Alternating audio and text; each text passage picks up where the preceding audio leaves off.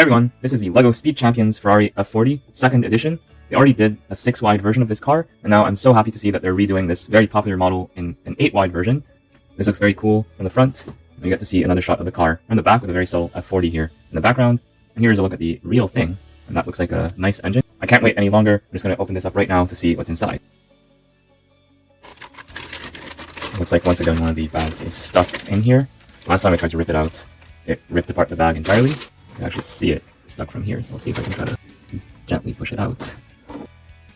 So in this set we got 4 numbered bags, numbered from 1 to 4, thankfully. We also got this very thick instruction manual. Feels thick, probably thicker than it needs to be with a QR code. We also got this sticker sheet that is thankfully undamaged. In my case, bag 1 came glued to the box, so I had to cut out a little bit of the box to remove it. If this happens to you, make sure not to just jerk the bag out, because that will spill all the pieces on your table or the floor. I've done that in another set, so I was more careful this time. Alright, let's get straight to bag 1 and build the set. The set also includes these wheel covers, and there's 2 types of wheel covers here, so you have to choose between these 2, so that's always nice to get. And we have this chassis piece here that does not come in any bag. Later on I will be using this brick separator to apply the stickers, however this is not included in the set. And in case you didn't already know, I like to build the sets without the instructions, so I will not look at the instructions at all, at least not till the end of the build. I only look at the building phases, so what can I build with bag 1, bag 2, etc. I will show you the part list, and this is also up on lego.com. You can see that there. And here's a final look at the car. Just for reference, let's see how many instruction steps there are. There's 103 steps for 318 pieces, so about 3 pieces per instruction step, which I think is pretty low for a 9+ set. I think 9-year-olds can handle more than 3 pieces in each instruction step, but maybe that's just me. Alright, without further ado, let's get right into it with bag 1. The set does come with 1 minifigure, who has dark gray legs, a olive green shirt with a nice Ferrari logo written on it, so that's very, very nice to get. And it's gender neutral, so you could use it with any minifigure that you choose. And there's no alternative expression. Pretty nice minifigure to get. A little bit simple, there's no side printing or printing on the legs, but this is not primarily a minifigure set. You're getting the set mainly for the car, so I don't mind. And the minifigure is good to get. And she also gets a wrench accessory. And this is useful not just for show, I mean it's good for play, it's also useful to help remove these pieces from the car if you want to change between one and the other.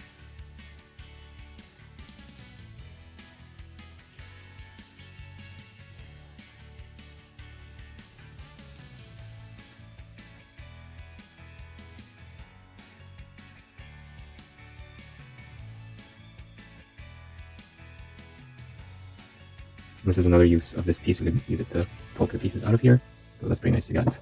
And we actually got a second one in this set, so that's pretty cool. My mistake was putting these pieces here to use them as jumpers, because we need them here, obviously. And so instead I should probably use the actual jumper, this one in yellow. That should solve the problem that I have. So bag 1 builds the chassis, the speed shifter, and the handbrake, and some of the bottom parts of the engine, as well as some of the details on the back, or the stuff where we will be adding the details on the back in a bit. We also got the minifigure in bag 1, we already looked at that. And for whatever reason we're using these building techniques here. We have these bars that are slightly coming out. We have this green here, there's, I believe, a reference to the Ferrari logo, because we have the red, white, and green. That's why green is used here. It's going to be hidden later on, so that's why I'm pointing it out now. And we got all these extra pieces, including, unusually, an extra wrench. Always good to get this. And we got an extra microphone with the nice silvery color here, so we can actually give this to the minifigure. And she can sing us a nice song while waiting for the rest of the car to be built.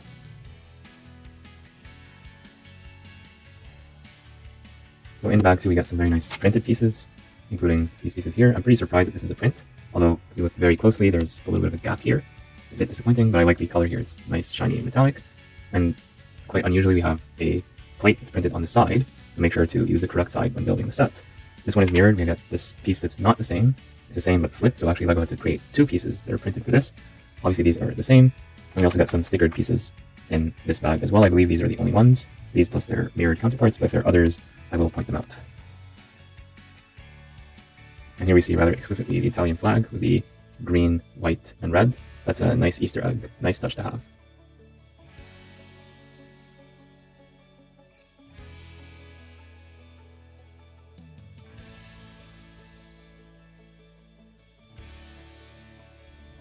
I will say, while I'm building this, here we have a very good example of half stud offsets. So if you notice here, this level is half a stud offset from this, and same thing here. So here's how you can achieve that. Lots of people have made mock videos about this, so my own creations about how to make very subtle stuff, so it's nice to see this building technique in an official LEGO set. So yeah, this is very interesting. and I love that the designer did this. It would have been simpler to just use one piece and slant it, but I think this level of brick building, it really evokes imagination, and so I appreciate that the designer gave us this. And you can use this technique in your own builds, and I plan on using this technique more and more for my own mocks when I have time for those.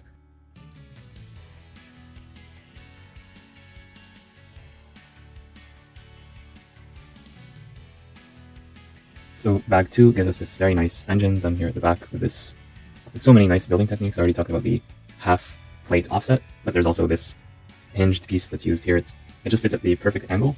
So I'll talk more about the build at the end, but this is very nice to get from bag 2. A little bit of stickers and these printed pieces that I pointed out when I opened the bag. And don't get your hopes up, these are not openable doors, it's just a creative building technique using this brick here with bar to angle this slightly. We'll attach this in a future building phase. But so far so good for bag 2 and for the build overall. And just a recommendation, if you're building a set, I would recommend aligning all of these to point the same direction, just to make it look as nice as possible.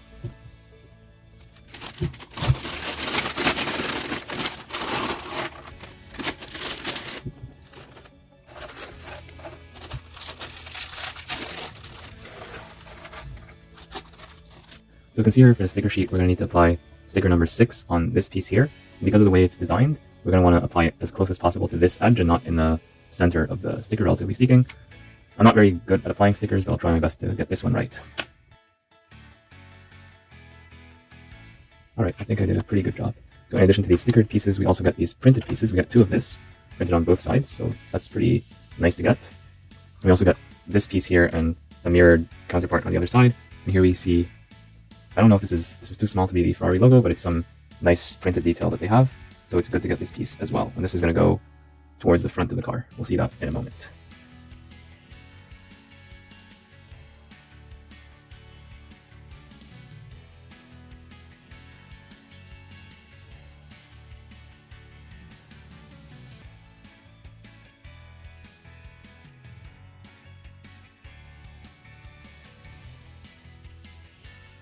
Bag 3 builds the console right here, and there's the stickered dashboard, which is nice to get, but of course it would have been better if it was a print.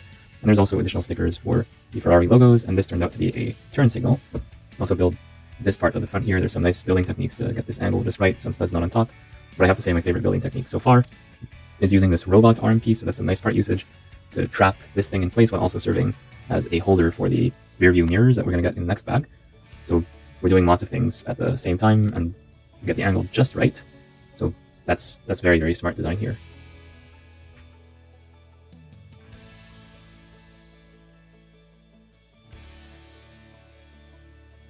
So in bag 4 we got some nice printed pieces, including this tile right here with the Ferrari logo. This is deluxe. This is very, very nice to get.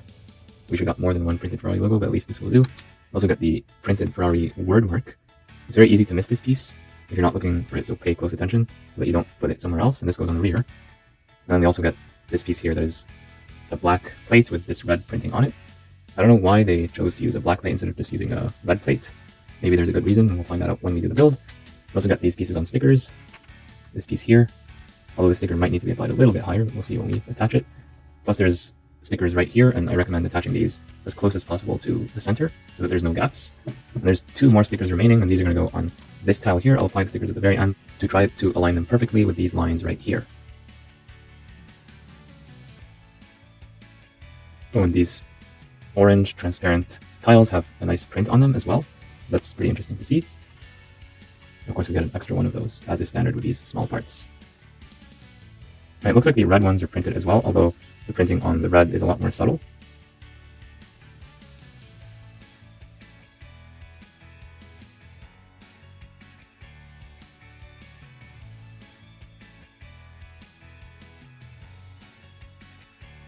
And we are done with the build.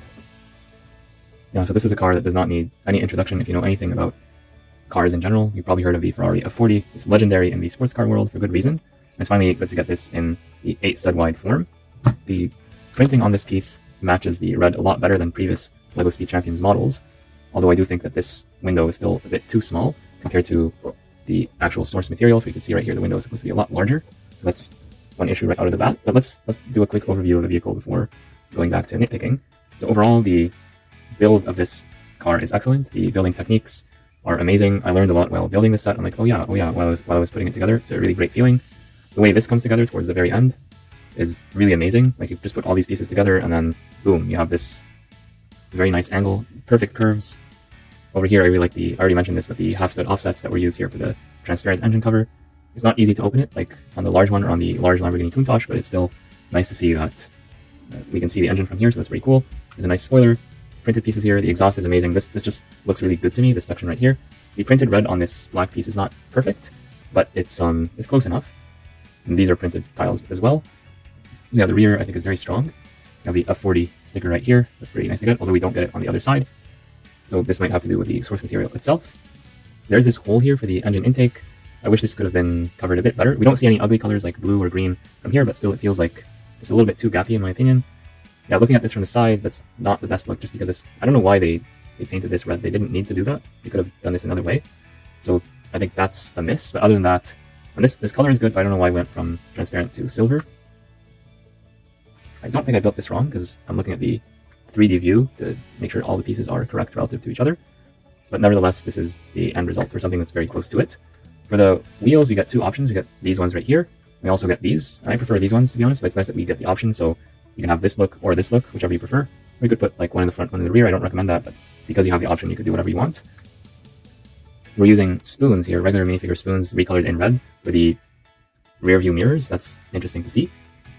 And there's a few other nice part usages throughout this set. So for example, the thing that's holding the spoons is actually a robot arm. So that's pretty cool. And here these are binoculars, regular LEGO minifigure binoculars that are used for engine detail. And we're using a microphone piece. Oops, this is very easy to knock off, the spoon here. Let's put that back. And as I was saying, we're using a microphone piece here for the gear shifter. That's pretty cool. And now let's put the minifigure inside. Of course, we're going to take away the accessories and put her in. There goes the spoon again. Yeah, so the seats, by the way, they're somewhat adjustable, so that's pretty nice. You can angle it to suit your comfort needs. Again, put the spoon here. And yeah, the left hand of the minifigure needs to be held up, so the steering wheel is perfectly aligned with the minifigure, which is very nice to see. And you could pretend that the hand is right on the gear shifter here, so that's a pretty good look. And here's what this looks like with a second minifigure.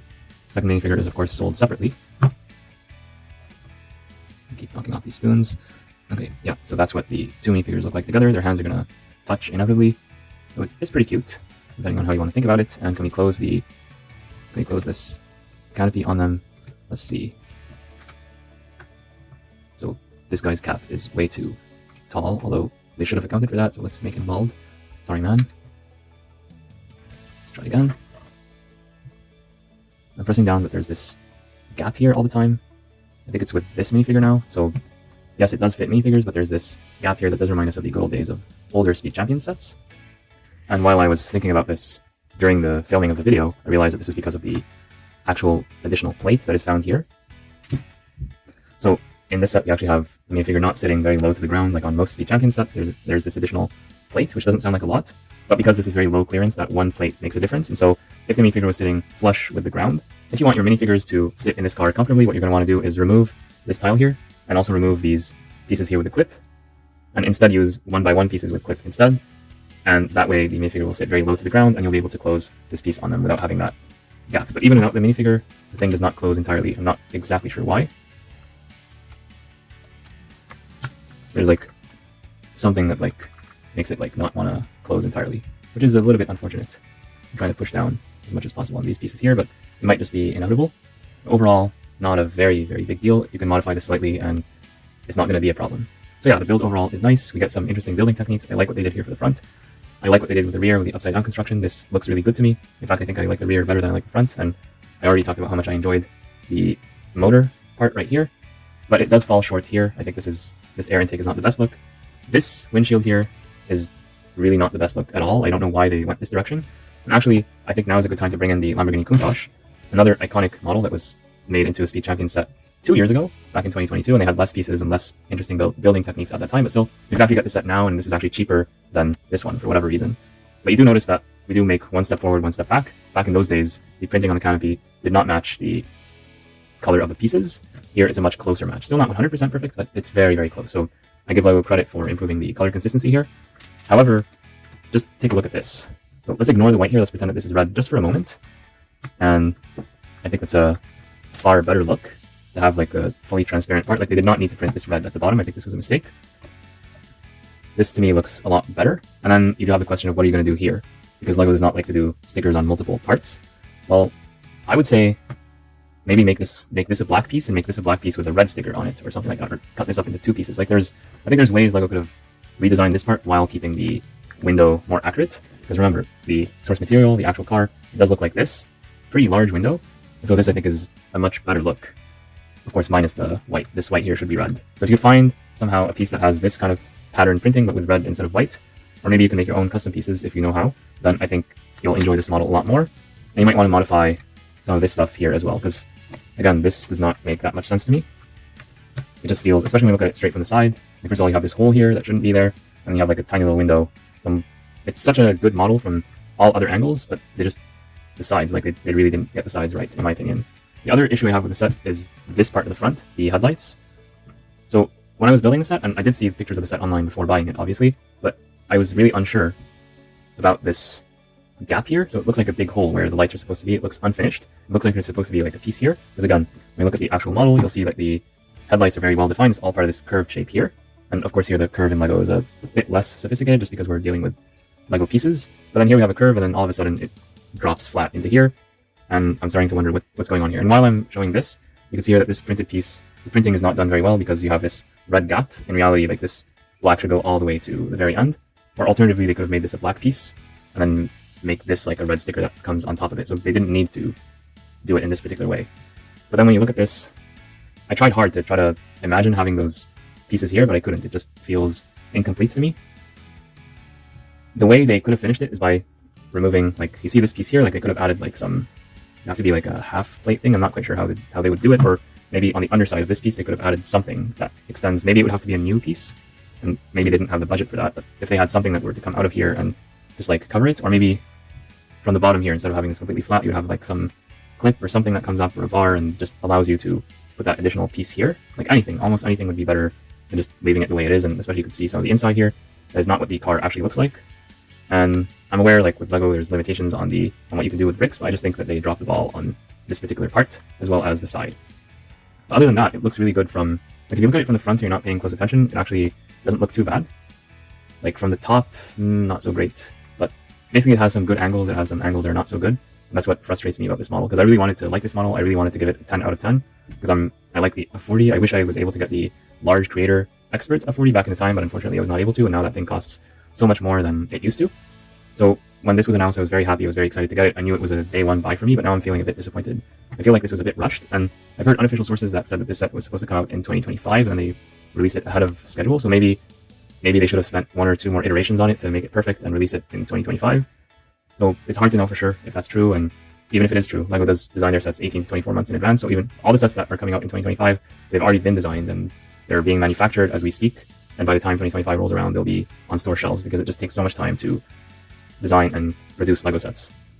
So yeah, I'd say overall it's a good model, it's an okay model, but not an excellent one. If you don't have any of the F40s, then this is the only one that you can get from LEGO, otherwise you need to get the die-cast model. But on the bright side, this is LEGO.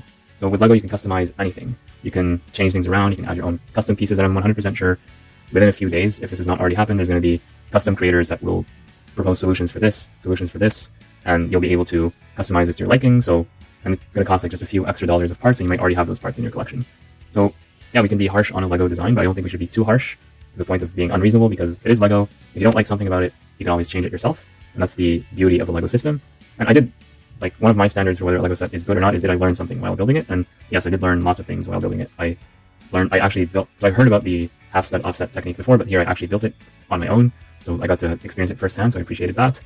There's some interesting building techniques here for the front and getting that angle just right. Some upside-down construction here that I really appreciated.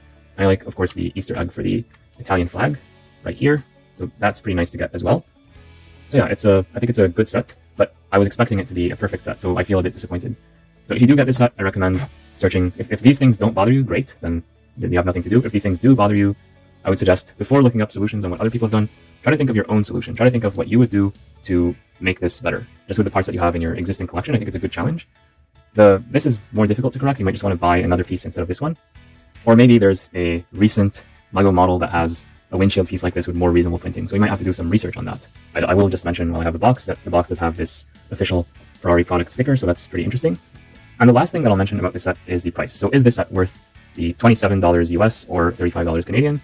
I would say if you don't really need this on day one, get it on a discount. Wait for Amazon or Walmart or wherever you get your Lego set, or even the Lego store, although it's rare for Lego store to do discounts so early on sets. But basically, if you can get this on a discount, I think you'll be much happier and you'll get your money's worth a lot more.